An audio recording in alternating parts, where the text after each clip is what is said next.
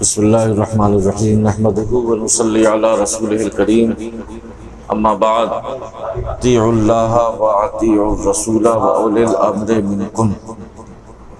اللہ تعالیٰ قرآن کریم میں ارشاد فرماتا ہے اللہ کی اطاعت کرو اور رسول اکرم نور مجسم سید عالم صلی اللہ علیہ وسلم کی اطاعت کرو اور اللہ کے مقرر کردہ حاکموں کی اطاعت کرو۔ اس آیت کی تفسیر میں بزرگان دین فرماتے ہیں کہ اللہ کے مقرر کردہ حاکموں کی اطاعت کرو، اس سے دو راستے پیدا ہوتے ہیں۔ ایک تو بادشاہوں کی اطاعت کرنا بھی اللہ رسول کی اطاعت کے بعد ضروری ہے، اور صوفیانہ تفسیر اس کی یہ ہے کہ اللہ کی بھی اطاعت کرو، اللہ کے رسول کی بھی اطاعت کرو، اور اللہ کے رسول کے مقرر کردہ ان کے خلیفہ کی بھی اطاعت کرو۔ جتنے بھی مشائخ کرام ہیں، غوث پاک کے واسطے سے، خواجہ غریب نواز کے واسطے سے، خواجہ نقشبند کے واسطے سے، خواجہ سہرورد کے واسطے سے، یہ سب حاکم ہیں، ان کی اطاعت ہر مرید کے لیے ضروری ہے۔ پیر کرنے سے پہلے یہ سوچ لینا چاہیے، دیکھ لینا چاہیے، پرکھ لینا چاہیے کہ تمہارا پیر جس کو تم اپنا پیر بنا رہے ہو وہ اللہ کی اطاعت کرتا ہے کہ نہیں، اللہ کے رسول کی اطاعت کرتا ہے کہ نہیں۔ اور جب اللہ کی اطاعت کرتا ہے آپ کا پیر، اللہ کے رسول کی اطاعت کرتا ہے، تو آپ پر اپنے پیر کی اطاعت کرنا فرض ہو جاتا ہے۔ اور ایسا پیر جو اللہ ہی کی اطاعت نہیں کرتا، اللہ نے حکم دیا نماز ادا کرو، نماز ہی نہیں پڑھتا، تو جو پیر اللہ کی اطاعت نہیں کرتا، مریدوں پر بھی اس کی اطاعت ضروری نہیں۔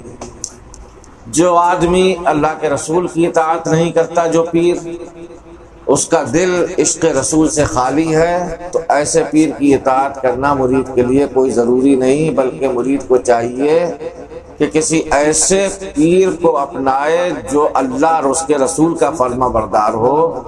تو اب پیر کی اطاعت، اگر ایسا پیر مل گیا آپ کو، تو اس پیر کی اطاعت اللہ کی بھی اطاعت ہو جائے گی اور اللہ کے رسول کی بھی اطاعت ہو جائے گی۔ اور یہی ہم کو بزرگان دین نے، ہمارے مشائخ کرام نے سکھایا ہے، سمجھایا ہے، اور اللہ تبارک و تعالیٰ نے اپنے محبوب صلی اللہ علیہ وسلم کے لیے ارشاد فرمایا کہ من یطع الرسول فقد اطاع اللہ، جو رسول اللہ کی اطاعت کرتا ہے وہ اللہ کی اطاعت بھی کر لیتا ہے۔ اب کہاں اللہ، کہاں اس کا بندہ، کہاں بھیجنے والا، کہاں بھیجا ہوا، کہاں خالق، کہاں مخلوق۔ لیکن یہ سرکار دو عالم صلی اللہ علیہ وسلم ہمارے تمہاری طرح مخلوق نہیں ہے، ہماری تمہاری طرح عام انسان نہیں ہے، بلکہ وہ اللہ سے بھی ملے ہیں، بندوں سے بھی ملے ہیں۔ اور صوفیاء کرام فرماتے ہیں کہ اللہ سے نعمتیں لیتے ہیں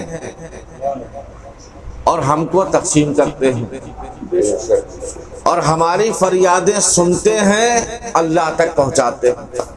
ہم کو ڈائریکٹ اللہ سے نعمتیں لینے کا اختیار ہی نہیں ہے، طریقہ ہی نہیں معلوم، ہماری وہ قابلیت ہی نہیں کہ ہم اللہ سے کچھ ڈائریکٹ لے سکیں۔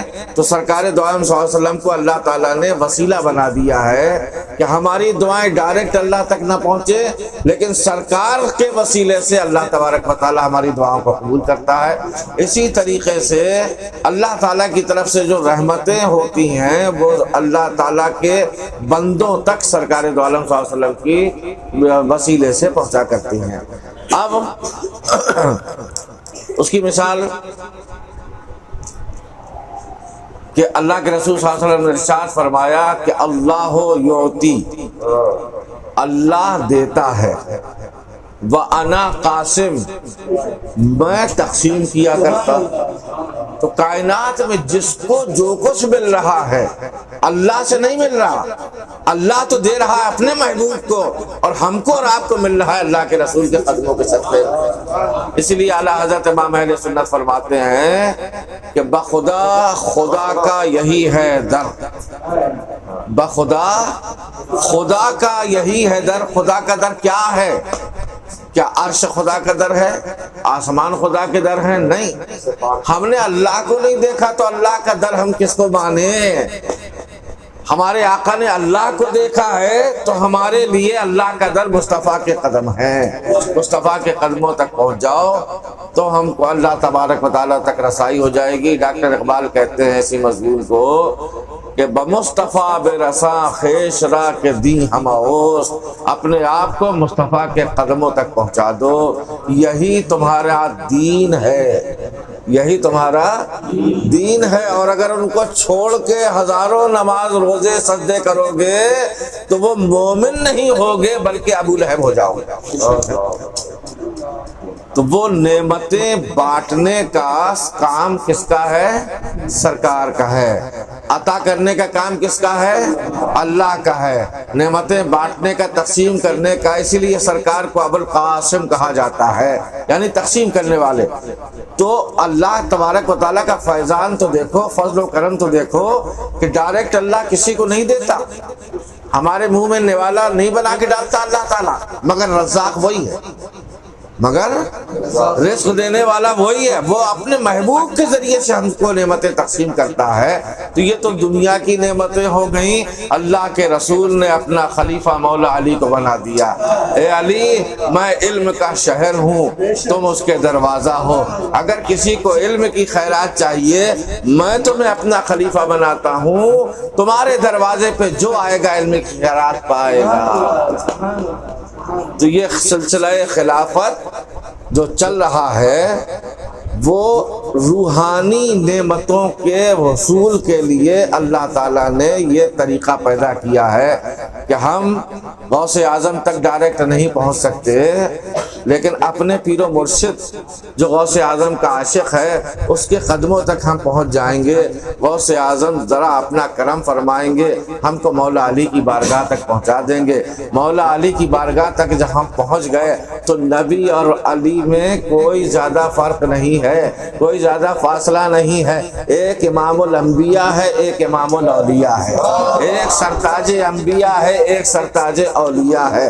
نبوت کا دروازہ سرکار سے کھلا، سرکار پر ختم ہو گیا۔ ولایت کا دروازہ علی سے شروع ہوا، علی پر ختم ہو گیا۔ یہ مت سمجھنا کہ سرکار سب سے بعد میں آئے تو سب سے بعد نبی۔ اللہ نے وہ کمال عطا فرمایا ہے کہ آدم کو سرکار کی نبوت سے فائدہ پہنچا، نور نبی کی نبوت سے فائدہ پہنچا، تو سرکار ہی نبوت کا دروازہ کھولنے والے ہیں، اور آخر میں آ کے نبوت کا دروازہ بند کر دیا گیا۔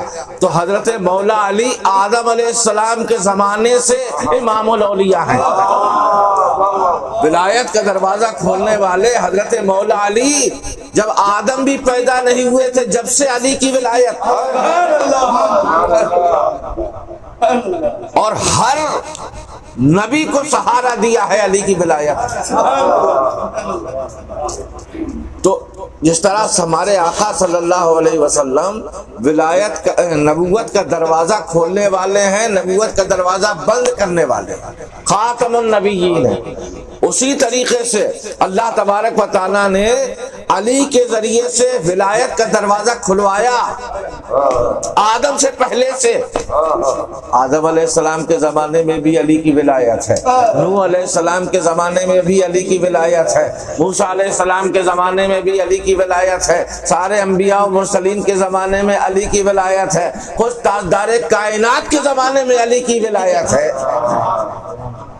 اب آپ یہ پوچھیں گے کہ مولا علی تو آئے گزر گئے، اب دروازہ بند کیسے علی کریں گے؟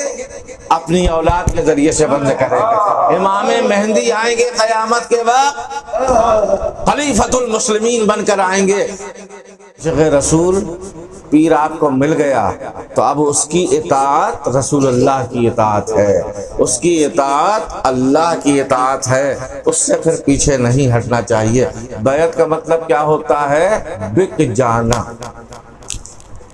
بیعت کا مطلب بک جانا، اسی لیے عربی میں کہتے ہیں بائع مشتری، بیچنے والا خریدنے والا۔ بے کیے گئی، فلاں چیز کو ہم نے بے کر دیا، بکرا ہم نے بے کر دیا، آپ کہیں بکرا ہم نے بے کر لیا۔ بیعت کا مطلب جو ہے بیعت، بے سے بنا، بیعت کا مطلب بک جانا۔ ہم نے اپنا ہاتھ غوث پاک کے ہاتھ میں دے دیا، اب ہم بک گئے، اب ہماری جان ہماری نہیں رہ گئی، غوث پاک کی جان ہوگی، غوث پاک اس کے مالک ہو گئے۔ اسی طریقے سے غوث اعظم جیلانی رضی اللہ تعالیٰ عنہ نے بیعت کی مولا علی کے ہاتھ میں، تو اب غوث پاک کا کچھ نہیں رہ گیا، علی ہی کا سب کچھ۔ اور علی نے بیعت کر لی سرکار کی بارگاہ میں، سرکار کے دست اقدس پر، تو اب علی کا کچھ نہیں رہ گیا، سب کچھ نبی کا رہ گیا۔ اور اللہ نے فرما دیا محبوب تم نے جو بیعت کی ہے نا، تمہارا ہاتھ نہیں، اللہ کا ہاتھ ہے۔ گویا کہ ہم نے اپنے پیر سے نسبت رکھ کر اللہ تبارک و تعالیٰ کے دست قدرت پر بیعت کر لی ہے۔ اب ہمارا کچھ نہیں ہے، اب اللہ ہی کا سب کچھ ہے، رسول اللہ کا سب کچھ ہے، مولا علی کا سب کچھ ہے۔ ہماری جان پہ ہمارا اختیار نہیں، اب ہم تو بکے ہوئے غلام ہیں، آقا جیسا کہے گا ہم کو ویسا کرنا پڑے گا۔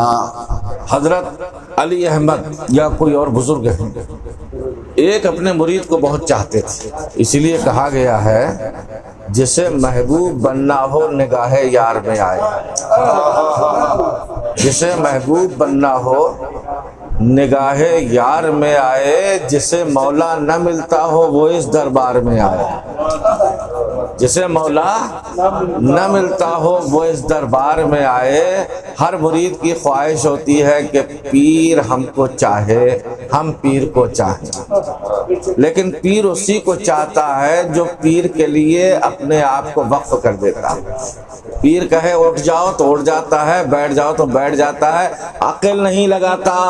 ویسا مرید پیر کی نظروں میں بہت اچھا مقام رکھنے والا کہلاتا ہے۔ تو ایسے ہی مرید سے پیر بہت محبت کیا کرتا ہے۔ اب آپ بیٹھے ہوئے ہیں، پیر صاحب کی نظر انتخاب کسی مرید کے اوپر پڑی، بہت چاہنے لگے،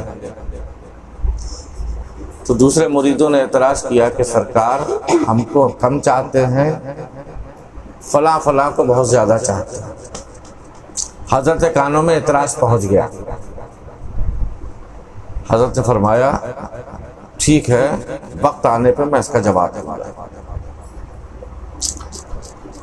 ایک مرتبہ اونٹ پر بیٹھ کر ایک آدمی حضرت کے خانقاہ میں آیا،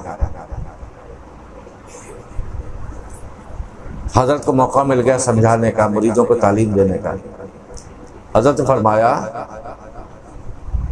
کہ بھائی کوئی اونٹ کو اٹھا کے چھت پہ چڑھا دے۔ اونٹ کتنا بڑا جانور ہے، سیڑھیوں سے چڑھ نہیں سکتا، لیکن حضرت نے کہا کہ تم میں سے کون ہے جو اس اونٹ کو جو زمین میں بیٹھا ہوا ہے اس کو اٹھا کے چھت پہ چڑھا دے۔ تو جتنے معترضین تھے سب مسکرانے لگے،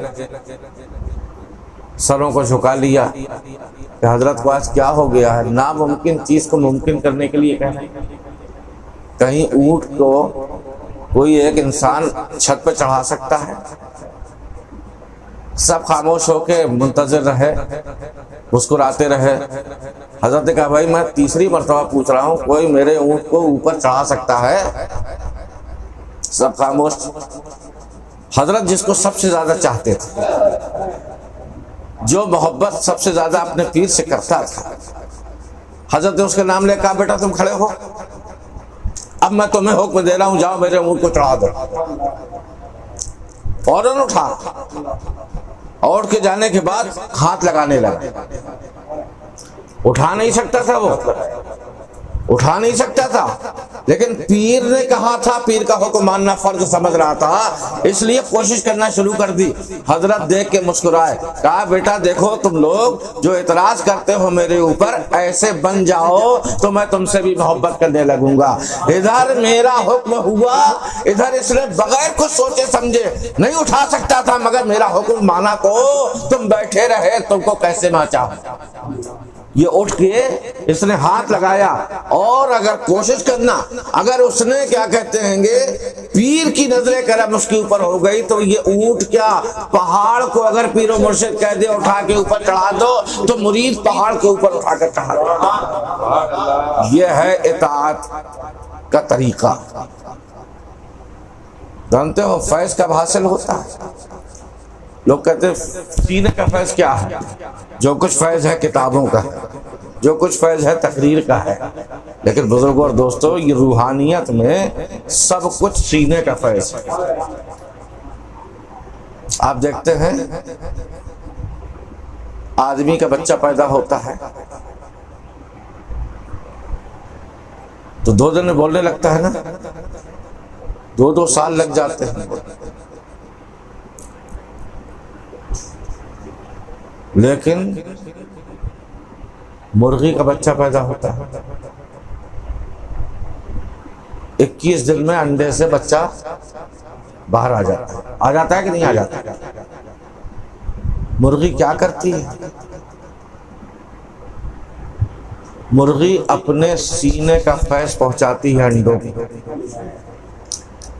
21 دن تک اپنے سینے کا فیض سینے میں دبائے رکھتی ہے، انڈوں چاروں طرف سے گھیرے رہتی ہے۔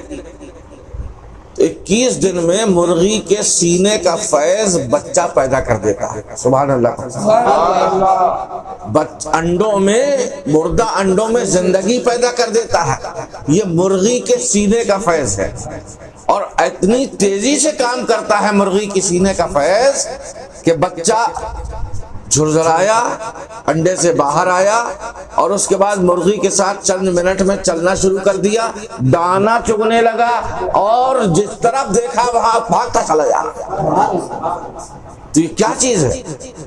اگر عقل انسانی سے دیکھا جائے تو یہ سب کوئی چیز نہیں ہے، لیکن اگر روحانیت سے دیکھا جائے تو مرغی کے سینے کا فیض بچے کو، مردہ انڈے کو زندہ کر رہا ہے بچے کی شکل میں، اور اس کو سارا سلیقہ سکھائی دے رہا ہے۔ اللہ تبارک و تعالی یہی تو ہم سے چاہتا ہے کہ میرے بندو جن کو اللہ کے رسول نے روحانی دولت سے سینہ بسینہ نوازا ہے، مولا علی کو نوازا ہے، مولا علی نے امام حسین، امام حسن کو نوازا، امام حسین نے کربلا کے میدان میں حضرت امام زین العابدین کو جو سینے کا علم دیا ہے، تو آج بھی سارے سلسلے یہاں سے وابستہ ہو رہے ہیں، اور صحیح معنوں میں مرید کو فیض مرشد کے سینے سے عطا ہوتا ہے۔ اللہ تبارک و تعالی ہم کو اور آپ کو اپنے پیر کے قابل بنائے۔ پیر کا اول بات تو پیر کو کرو، اللہ رسول کا مطیع ہو، اطاعت کرنے والا ہو، اور جب پیر کر لو تو پھر پیر ہی سب کچھ ہے، وہی تمہارا باپ ہے، وہی تمہاری ماں ہے، وہی تمہارا حاکم ہے، اسی سے سارے فیض کے دروازے تمہارے لیے کھلیں گے۔ اور پیر کی نظر کرم اگر ایک مرتبہ پڑ گئی، تمہارا کالا دل، سیاہ دل منور ہو جائے گا، روشن ہو جائے گا۔ اگر پیر کا تصور تم نے کر لیا تو پیر کا تصور ہے تمہیں مولا علی کے تصور تک پہنچائے گا، اور مولا علی کا تصور جہاں ہو گیا تو تمہارا دل محبت رسول کا مدینہ بن جائے گا۔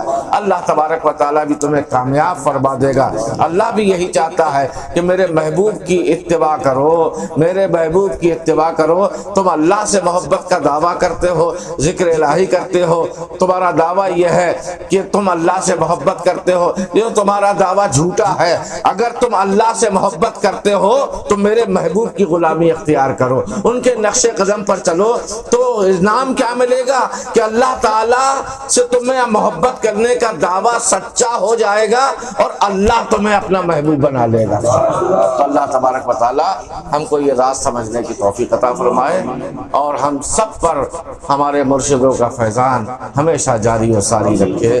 مرید کے لیے تو پیر کی ہستی جتنا گہرائی میں اتر جائے کبھی وہی پیر جو ہماری تمہاری طرح دکھائی دے رہا ہے اللہ سے اتنا قریب ہو جاتا ہے، ہاتھ پکڑا اللہ تک پہنچاتا ہے۔ یہ کمالات پر مگر ماننا ہونا چاہیے، عقیدہ درست ہونا چاہیے، عقیدہ سچا ہونا چاہیے۔ اگر پیر و مرشد نے کچھ کہہ دیا، اس کی ہدایت پر عمل کرنے میں ذرا بھی تاخیر نہیں کرنا چاہیے، دیر نہیں کرنا چاہیے۔ دیر کرنے سے، شک و شبہ میں مبتلا ہونے سے ایمان کمزور ہوتا ہے۔ اور اگر پیر کی بات کو اللہ رسول کی بات سمجھ کر آپ نے جلد سے جلد اس پہ عمل کیا تو اللہ تبارک و تعالیٰ آپ کو سیکنڈوں میں، منٹوں میں منزلیں طے کرا دے گا۔ اللہ تعالیٰ ہم کو اور آپ کو سب کو فیضان اولیاء سے مالا مال فرمائے۔ وآخر دعوانا ان الحمد للہ رب العالمین۔